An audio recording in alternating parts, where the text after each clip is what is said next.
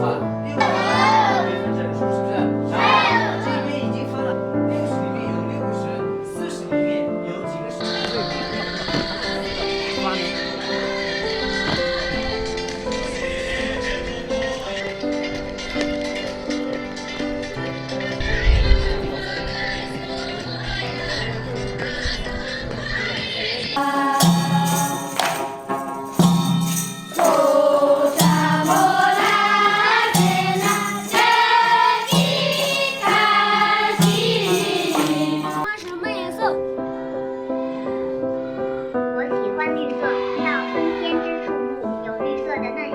在这个学校以前的环境设施啊没有那么齐全，他们以前的住宿晚上都害怕那个风能把屋顶给吹走。